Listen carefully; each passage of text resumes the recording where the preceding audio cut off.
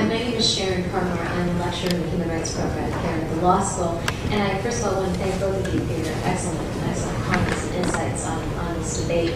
And I wanted to respond to the question that was thrown at us: why aren't faculties, academia engaging in these questions and situate it within law and the law school? And I think a big part of that and the role that we have to play is questioning how law is being used to justify important elements of U.S. foreign policy. And this is more of a comment than a question, but I think it's very important to highlight expropriation and nationalization and the definition of expropriation under international law, and how law is being used to essentially cement a neoliberal economic agenda.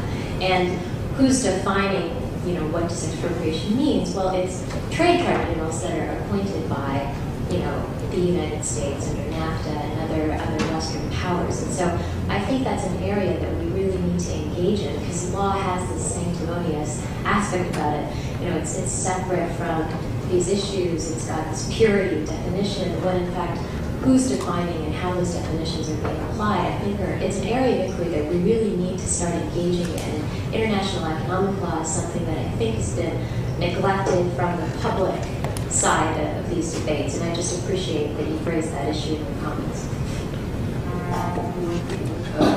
I support your remarks. They should be expanded. I was in a way saying something that was even on a much cruder and simpler level. One of the things that strikes me is the following. In common talk, we know how important oil is to the U.S., in fact, every industrialized country. If you go to Lamont, you go to the basement, the second basement, you go to the foreign relations of the U.S., as I would say, one of the more remarkable things, I love that library, one of the things that's really wonderful about it is that there's no one ever in it except the librarians, who are sublime. But if you look at the foreign relations of the U.S. volumes of 44, 45, 46, 47, wow, what an education. It's open, it's right there. One of the things that you come away with, even if you just, those volumes are very comprehensive, but obviously they're not enough to know everything, but they're very comprehensive. One of the things that you learn is that oil was recognized after World War II, certainly by 1947, as absolutely essential to the U.S., as it was to the U.K. And indeed, what I call the primal core, Saudi Arabia, Iraq, Iran, Kuwait, the Gulf, were identified then as of critical importance. This is U.S. official, different from U.S. oil companies, who were very, very closely allied. I asked myself, how is it possible that major historians, commentators on U.S. foreign policy rarely speak about this? If you read, I'm not talking about following it up and becoming a specialist, but if you read about this period so critical to U.S. foreign policy, not only in that region, but in a more general way, because after all, oil was essential to the Marshall Plan, oil was essential to U.S. policy in Germany and Japan. The dependence of those countries on foreign oil, on the oil that came from the Middle East, was critical to U.S. policy. How come it's so seldom discussed except by specialists in oil? There's something wrong there. This doesn't take divine intervention to figure out how to adjust it, but I'm suggesting it makes a great, great difference to know that. And there was a lot of discussion there about the implications of oil politics for general policy. And I would suggest that by 1947, the contours of what becomes U.S. policy in the Middle East are fairly clear. You don't have to be an economic determinist to say nothing else ever mattered. But if you totally ignore the role of petroleum and the political economy of oil, you're really blinding yourself, I think, in a very, very dangerous way. I'm Adam Kine, I'm a law student here. And kind of my question I've been having throughout this entire series has been, what is the proposal and the alternative to American intervention? So if you take a case like Bosnia, obviously the genocide would have continued until the bombing. You take a case like, you say, the nationalization of Iraqi oil. Right now with the economy in shambles, you're going to need some sort of investment to get a refining structure put in place. And so I guess, in addition to the criticism of the American intervention in these places, what would be the alternative? It just seems like a critique with nothing beyond that. Thank you.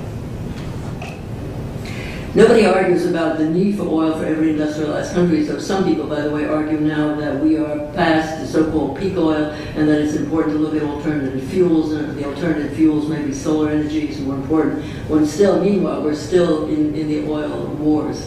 Oil-producing countries that nationalized their oil in the Middle East since at least the 70s need to market their oil. So it's not that nationalization creates something that the producing country can use only for itself. There is a question of whether the producing country uses the petroleum for its own development. That's the critical issue.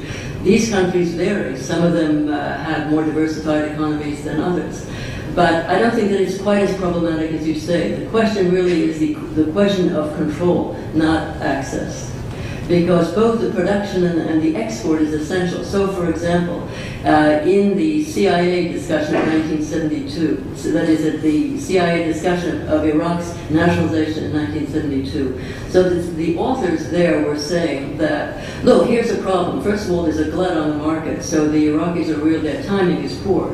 Their nationalization is not going to have a dramatic effect because we don't really need their oil. But secondly, they're going to have a hell of a time, because they won't be able to market their oil, because the countries that are involved in consuming their oil and in organizing the production, because pipelines were, that's another subject to discuss, will make sure that there are no buyers. Go back to see what happened in Iran in 1953 with the nationalization. So I think your question is an important question. There are alternatives, and those alternatives, different kinds of alternatives, have been proposed. In the same sources that I was saying, in 1959 there was a very, very interesting commentary that appeared about sort of tangential to the Iraqi nationalization, to the Iraqi Revolution of '58, saying that, after all, what's at issue is not that the oil will disappear, but perhaps that the profits gained from it may diminish. So there are possibilities. I think that your question should be pursued, not set aside. Just to a footnote to what Irene was saying about alternatives to oil and the problem of oil. I remember that just before the first Gulf War of 1991, Thomas Friedman in the Times, who has been a war hawk, as you know, a supporter of American military intervention, and a supporter of both wars. But Friedman, sometimes these guys let down their guard to say something true. And Friedman said, let's not kid ourselves. This business of oil, he says, it's not about the having oil. It's not about having access to oil. We'll always have access to oil. These oil-producing countries have to sell the oil. The real issue is the price of oil. In other words, how much profit is going to be made, and who's going to be making the profit from this oil?